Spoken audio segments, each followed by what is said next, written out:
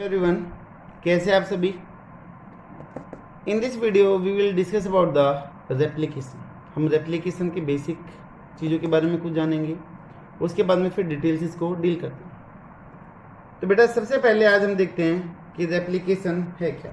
ठीक है, तो बेटा first one is the replication, कि रेप्लिकेशन है क्या और इसकी नीड क्यों हमें होगी, वो चीज़ें हमें यहाँ पर डील करनी है। तो रेप्लिकेशन की जो डेफिनेशन है that is formation of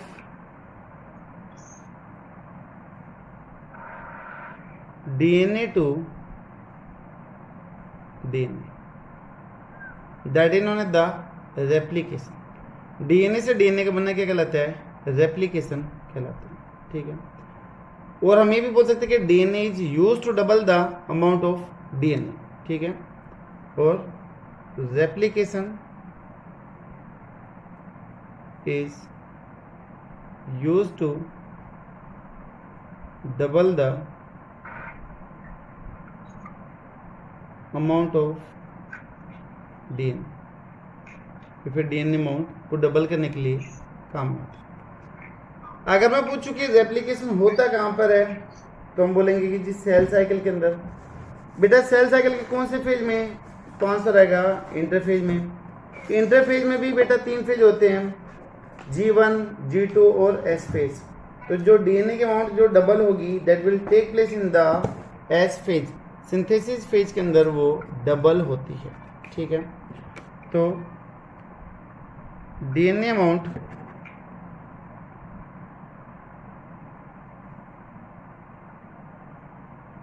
gate double और replicate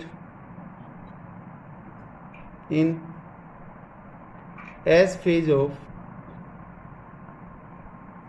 सेल साइकिल।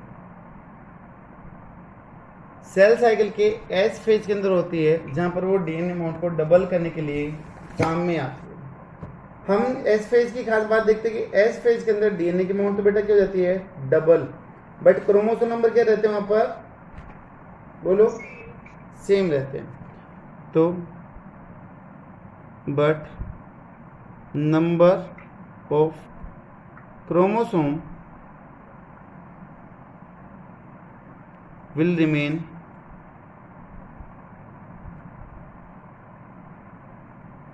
सेम। जो नंबर है वो क्या रहेंगे? यहाँ पर सेम रहेंगे। मोनोवैलेंट से ये बाईवैलेंट नेचर को जाएंगे, डायड से टेट्राड नेचर के अंदर ये आ जाते। ठीक है, और कुछ नहीं होगा यहाँ पर।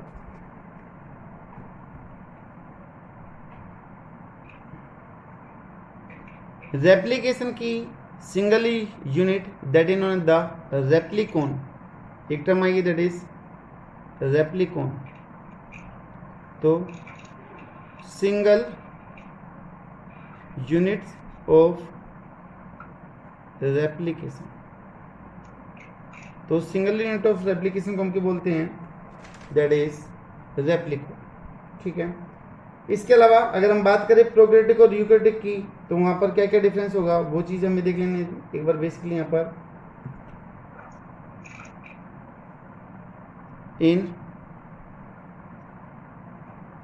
प्रोकैरियोटिक सेल्स, जो प्रोकैरियोटिक सेल्स में बेटा जो रेप्लिकेशन होगा दैट विल बी बाइडायरेक्शनल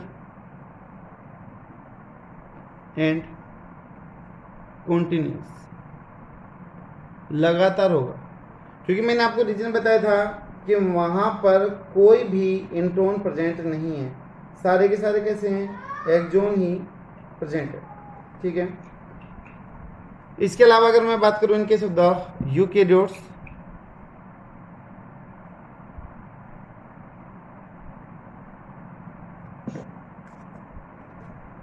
तो बेटा ये कैसे होगा? बाई डायरेक्शनल होगा, बट सेमी कंटिन्यूस नेचर का होगा। सेमी कॉन्टिन्यूस नेचर उधर क्या होगा? प्रेजेंट होगा। ठीक है, तो यहां पर मेन ही डिफरेंस है। इसमें बेटा कौन कौन से स्टेप इन्वॉल्व होंगे वो हमें यहाँ पर देख लेना है। Steps involve during the replication, replication में कौन कौन से स्टेप्स इन्वॉल्व होंगे?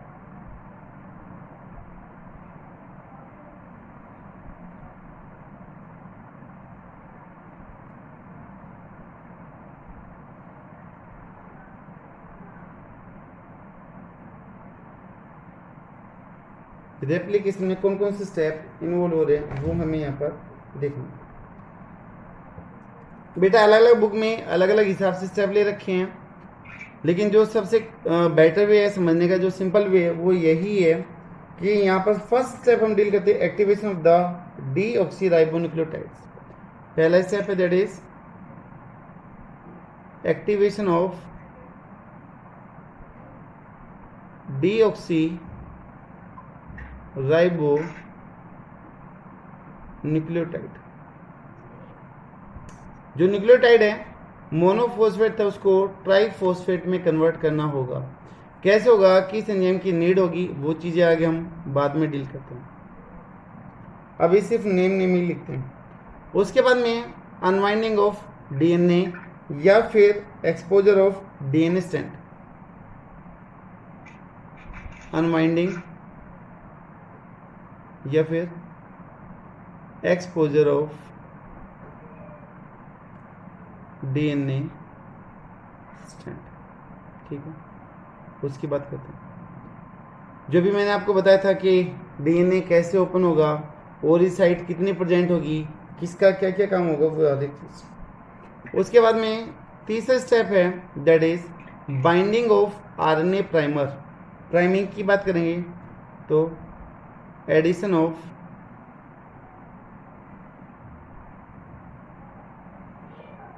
आरएनए प्राइमर, आरएनए प्राइमर का एडिशन कौन करवाएगा? प्राइमेज एंजाइम यहाँ पर करवाएगा। ठीक है, क्यों हो रहा है आरएनए का सेगमेंट, क्यों अटैच हो रहा है डीएनए के साथ में, इसका एक बहुत बड़ा रीजन है, वो भी देखेंगे।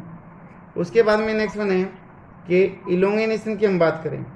ठीक है, इलोंगेनेशन कौन करवाएगा? डीएनए पॉलीमरेज यहाँ पर करवाएंगे। तो बेटा यहाँ पर हमें डीएनए पॉलीमरेज के बारे में भी जानना है। तो इलोंगेनेशन या फिर new strands formation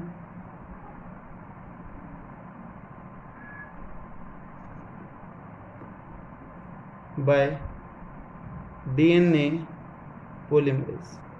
DNA polymerase की सहायता से यहाँ पर न्यू स्ट्रैंड की फॉर्मेशन हो जाएगी।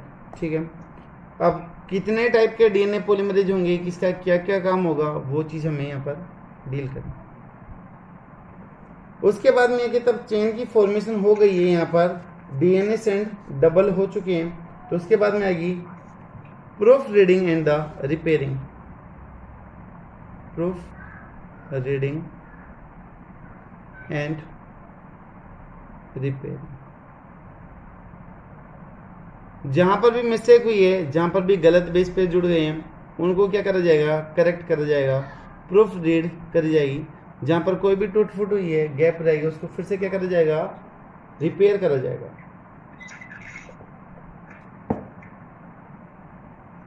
लास्ट स्टेप आ जाए बेटा, that is again helix formation. Helix formation. तो बेटा ये हैं 6 स्टेप जो हमें एक एक करके यहाँ पर डील करते हुए जाना है। हर एक स्टेप को हमें यहाँ पर काफ़ी डिटेल के साथ में डील करना है। ठीक है, बेसिक में आपको कुछ बता चुका हूँ कि डीएनए कैसे होता है, कैसे दिखाई देगा, वो हर एक चीज़ हम यहाँ पर हम डील कर चुके हैं। तो बेटा सबसे पहले हम स्टेप पे आ जाते हैं, that is activation of deoxyribonucleotide. Activation of deoxyribonucleotide.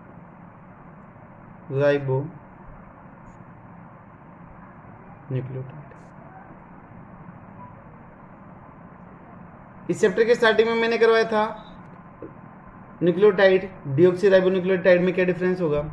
जो डीएनए के उनके लिए डीऑक्सी वर्ड यूज जाएगा, अगर नहीं है तो हम सिंपली न्यूक्लियोटाइड बोल देते हैं। और हमने ये भी पढ़ा था कि जो मोनोफॉस्फेट है पहले बाई में कन्वर्ट होगा, फिर बाई किस में होगा? ट्राई में कन्वर्ट होगा। और मोनो से पहले वहाँ पर कोई भी फॉस्फेट नहीं होता। ठीक है, ये चीज़ें हम पढ़ चुके थे।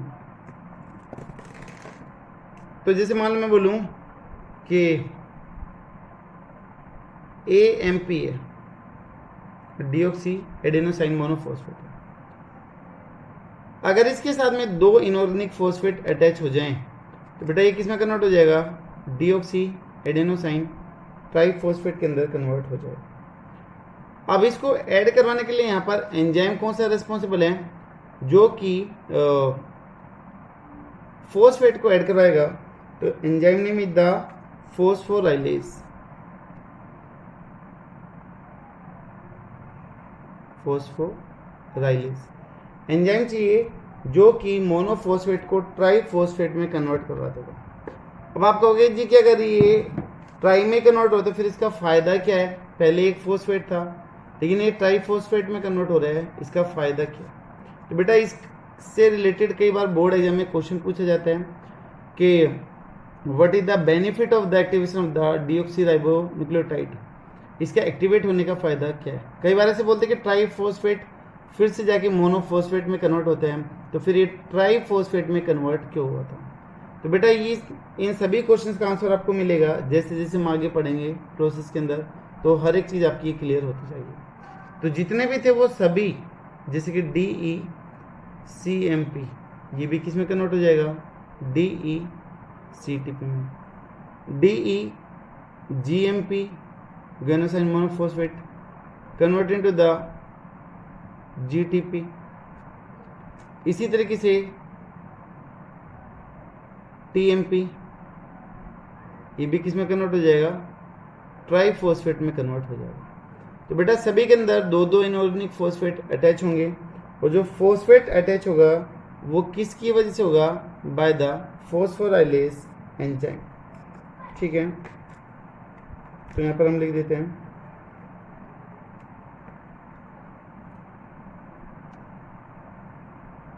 activation is the addition of energy molecule, और एनर्जी मोलिक्यूल क्या बेटा, फॉस्फेट है, which is carried out by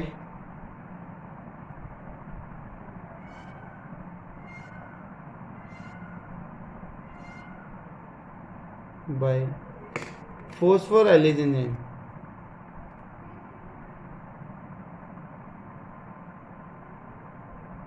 phosphorylase enzyme की इधर क्या होगी, इन्वॉल्वमेंट हो। ठीक है, अब ये जो ट्राइफॉस्फेट बने हैं ये आपका एक्टिवेशन कहलाया। अब इन ट्राइफॉस्फेट का बेनिफिट क्या होगा कि तब पॉलीमराइजेशन होगा तो एक तो ये सबस्ट्रेट की तरह बिहेव करेंगे और दूसरा ये एनर्जी भी प्रोवाइड करेंगे। तो बेटा मैं यहीं पर ही बता देता हूँ कि इनका बेनिफिट क्या है, ट्राइफॉस्फेट होने का या फिर एक्टिवेशन होने का क्या फायदा। ठीक है, तो ये बोर्ड एग्जाम में काफ़ी मेन क्वेश्चन बनता है, तो इसलिए मैं आपको यहाँ पर बता ही देता हूँ।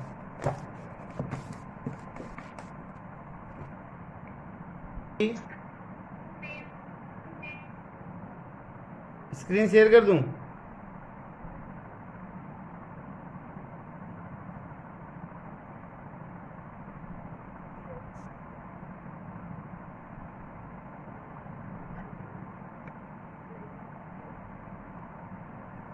अभी क्लियर है बेटा,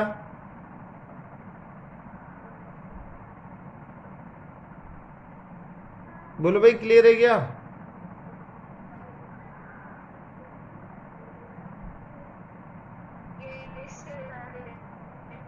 ठीक है, तो बेटा यहाँ पर देखिए इसके एक्टिवेशन का बेनिफिट। पहला तो ये कि जो न्यूक्लियोटाइड हैं वो सबस्ट्रेट की तरह क्या करेंगे, बिहेव करेंगे। तो पहला reason, nucleotide behave as substrate, substrate की तरह बिहेव करेंगे, यानी कि जो रेप्लिकेशन में यूज होंगे या इन्वॉल्व होंगे उसमें ये सबस्ट्रेट की तरह काम में आ रहे हैं। दूसरा बेटा कि तब इलोंगेनेशन होगा तो हाइड्रोजन बॉन्ड बनाना पड़ेगा, तो उस हाइड्रोजन बॉन्ड को बनाने के लिए जो एनर्जी आएगी वो भी कहाँ से मिलेगी, इस एक्टिवेटेड न्यूक्लियोटाइड से ही मिलेगी। तो provide energy to make the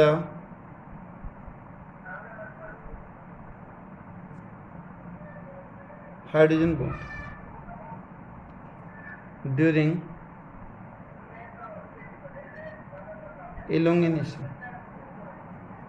एलोंगिनेशन के दौरान जो एनर्जी चाहिए वो यहीं से मिलेगी, तो इसलिए ये जरूर, ठीक है। अभी बेटा हमारा दूसरा स्टेप आता है, that is exposure of DNA strand या फिर अनवाइंडिंग ऑफ डीएनए स्ट्रैंड। तो सेकंड आ गया that is exposure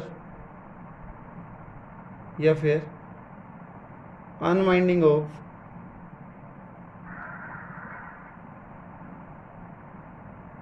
DNA strand.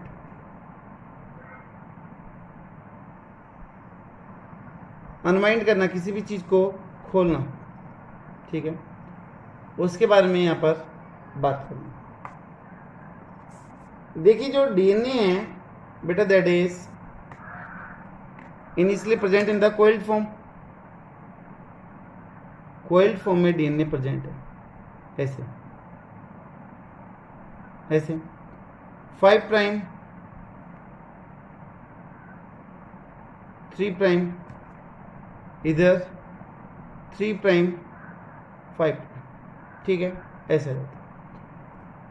अब ये तो हो गया वाइंड डीएनए, कोइलिंग डीएनए ये। अब इसको बेटा ओपन करना है, और जहां से ओपन होगा that is known as the ori site, ठीक है। ओरी साइट जहां से रेप्लिकेशन स्टार्ट होगा, तो ओपन कौन करेगा वो चीज हमें देखनी है। तो यहां पर बेटा डीएनए के ऊपर एक एंजाइम आके बाइंड करता है, that enzyme name is the helicase. Enzyme name is the helicase, also known as the unwindase. Helicase या फिर अनवाइंडिनेज इसको हम बोलते हैं, जो डीएनए को क्या करेगा, अनवाइंड करेगा। कौन से बॉन्ड को तोड़ेगा बेटा ये, it break down the hydrogen bond, जो बीच के हाइड्रोजन बॉन्ड है उनको ये ब्रेक डाउन कर देगा। तो हम कुछ ऐसे भी रिप्रेजेंट कर सकते हैं इसको कि डीएनए था, हेलिकेज इधर आके बाइंड हो गया, तो helicase make replication bubble. Replication bubble replication बनाने के लिए हेल्पफुल होगा।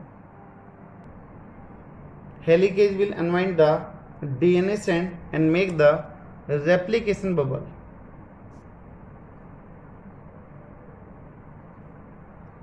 और ऐसी रेप्लिकेशन बबल की फॉर्मेशन कर देते हैं।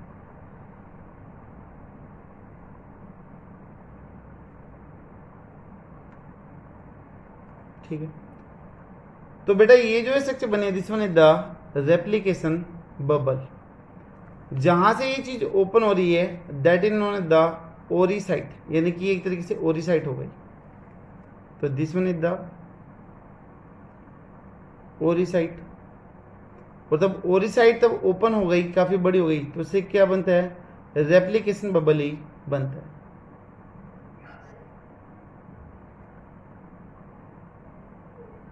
रेप्लिकेशन बबल बना, ठीक है। पोलरिटी आप मेंशन कर ही दोगे, 5 प्राइम है इधर आ जाएगी 3 प्राइम, 3 प्राइम इधर क्या गई 5 प्राइम। बेटा दोनों एंड पे एंजाइम है इधर, दैट इज हेलिकेज, ठीक है। दोनों एंड पे एक एक एंजाइम होगा, दैट इज हेलिकेज।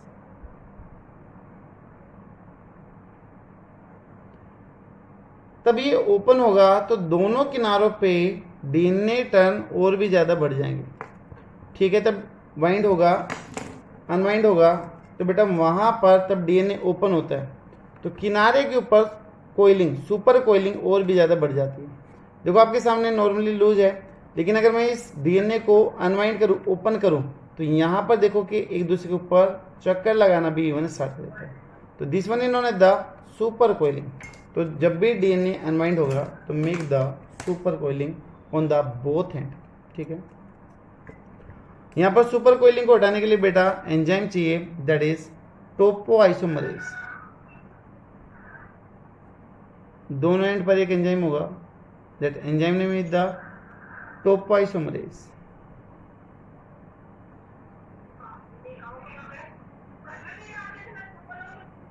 टोपोआइसोमरेज।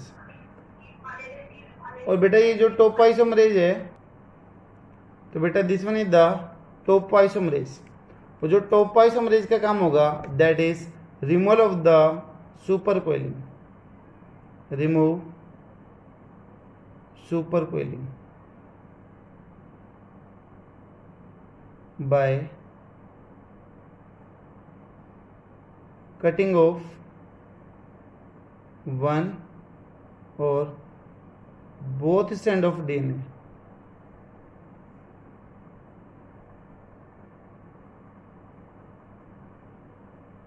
बेटा सुपर कोइलिंग को हटाने के लिए यहाँ पर डीएनए स्ट्रैंड को कट करना पड़ेगा, चाहे एक स्ट्रैंड कट हो चाहे दोनों स्ट्रैंड कट हो, तो इसको टोपोआइसोमरेज की क्या होगी यहाँ पर नीड होगी।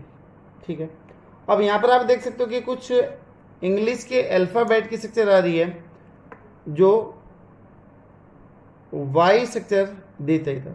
ठीक है, वाई स्ट्रक्चर की फॉर्मेशन इधर हो जाएगी। आप सिंपली चाहो तो इसको ऐसे भी रिप्रेजेंट कर सकते हो।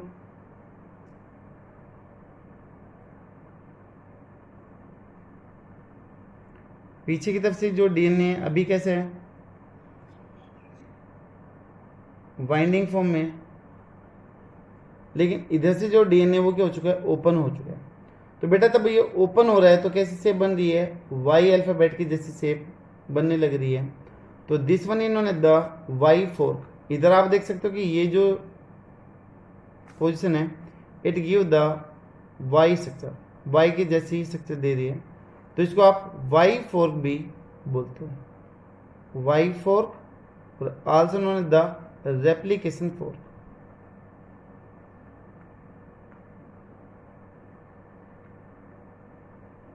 तब होगा तो कितनी बनेगी ये फोर्क आपके सामने है, एक इधर बनेगी लेफ्ट हैंड में और एक किधर बनेगी राइट हैंड में। तो one replication bubble have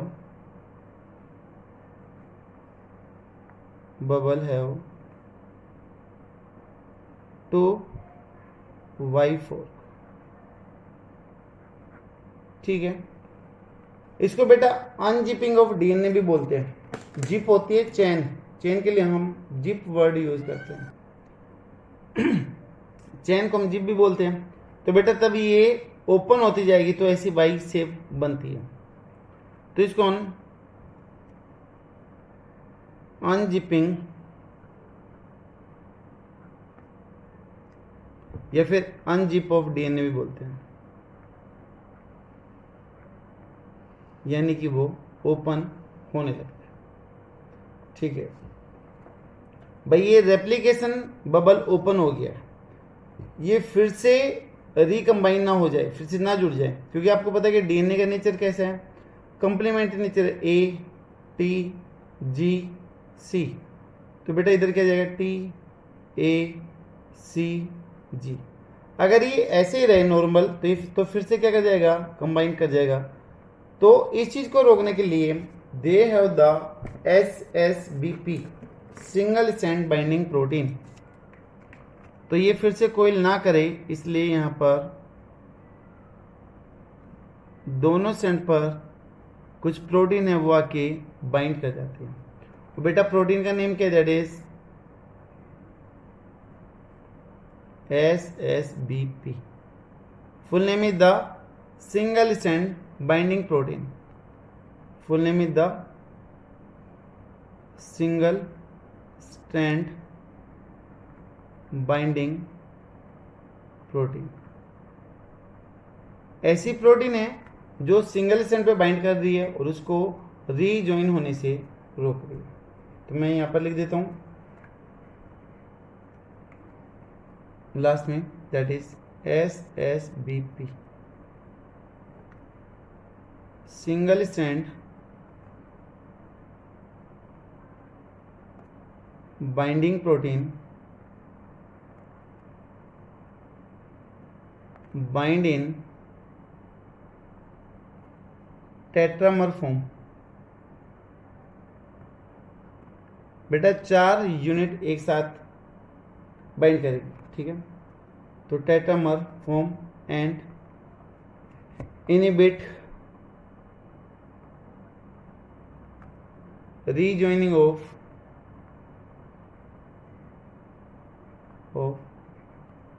DNA.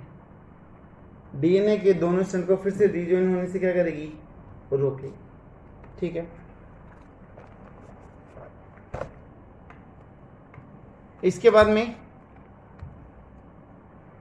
अभी तक हमने क्या क्या पढ़ा है कि ओरिजिन ऑफ रेप्लिकेशन के अंदर, ओरिसाइट के अंदर एक हेलिकेज एंजाइम की नीड होगी, दूसरी किस चीज की नीड हो रही है, वहां पर टोपो आइसोमरेज की नीड होने लग रही है। तीसरी हमने पढ़ी है कि वहां पर जो एसएसबीपी है उसकी नीड होने लग रही है। ये अभी तक हमने पढ़ा है, ठीक है। और एक इसमें यूकैरियोटिक में बात होने लग रही है। प्रोकैरियोटिक के केस में गायरेज एंजाइम में दोनों चीजें प्रेजेंट होगी एक ही एंजाइम के अंदर। तो यहां पर मैं लिख रहा हूं ताकि आपको ये चीज ध्यान रहे। हेलिकेज एंड टोपोआइसोमरेज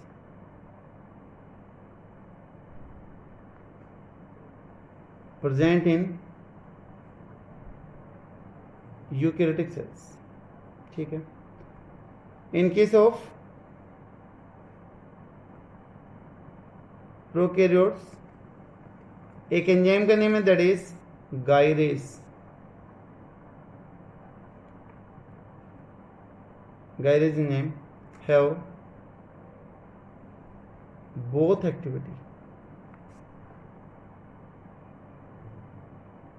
उसके अंदर दोनों एंजाइम की एक्टिविटी क्या है, प्रेजेंट, ठीक है। उसके अलावा बेटा जो डीएनए ओपन होता है वो छोटे छोटे सेगमेंट में ओपन होता है।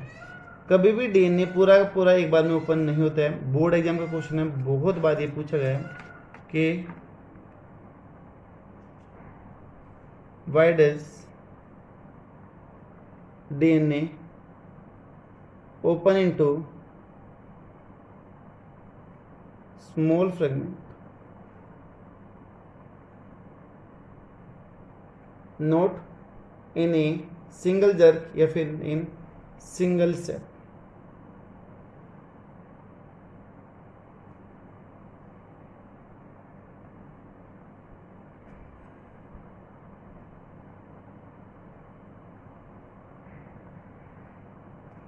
ठीक है कि जो डीएनए वो छोटे छोटे सेगमेंट में ओपन हो रहा है एक ही स्टेप के अंदर या एक ही बार में पूरा का पूरा ओपन क्यों नहीं हो रहा है, इसका रीजन देखिएगा।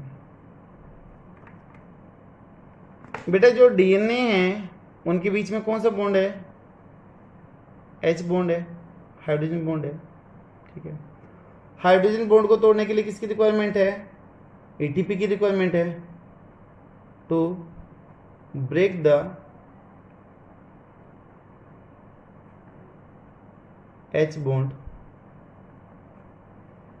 एटीपी या फिर energy is required.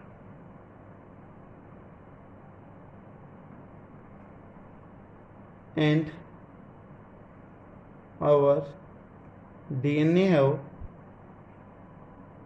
How many base pair, आपको याद होगा, दैट इज 3.3 इंटू में 10 की पावर 9 बेस पेयर। हैप्लॉइड में अगर डिप्लॉइड में करोगे तो 6.6 इंटू में 10 की पावर 9 बेस पेयर इन 2। तो देखो आपको एच बॉन्ड तोड़ने के लिए कितनी ज़्यादा एनर्जी की रिक्वायरमेंट होगी एक बार में, ठीक है। तो it's require lot of amount of energy or ATP which are not available in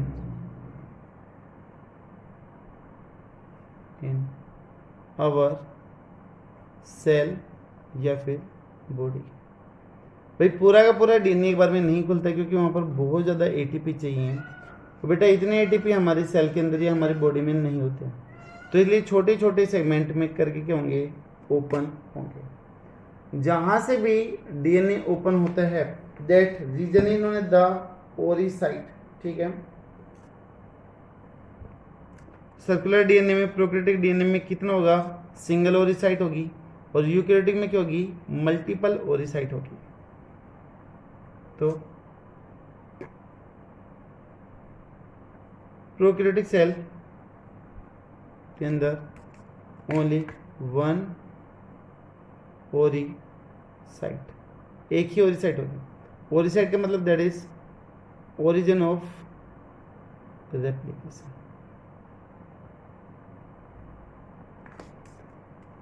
बेटा दूसरा गया, in case of the eukaryotic cells have the many या फिर मल्टीपल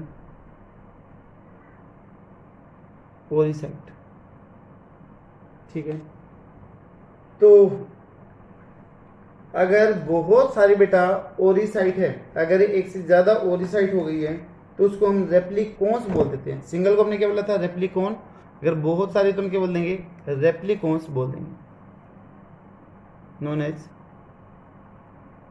रेप्लिकोन्स, और also known as the multiple repliconic, multiple repliconic. ठीक है, अगर एक से ज़्यादा तो। और आपको पता है कि प्रोकैरियोटिक के अंदर तो एक ही थी, और सिंगल के लिए हम क्या बोलते हैं, रेप्लिकोन ही बोलते हैं। तो only single ori site known as the replicon, जिसको हमने बोला था कि यूनिट ऑफ रेप्लिकेशन। ठीक है, वही हो गया। तो उसका रीजन हमने बताया था कि जो बैक्टीरिया का डीएनए वो छोटा है, वहाँ पर इंट्रोन भी क्या है, एब्सेंट है। लेकिन हमारे केस में बेटा डीएनए का साइज काफ़ी ज़्यादा बड़ा है और इंट्रोन भी काफ़ी ज़्यादा हाई है, तो इसलिए वहाँ पर मल्टीपल ओरिसाइट होंगी। ठीक है, तो बेटा आज की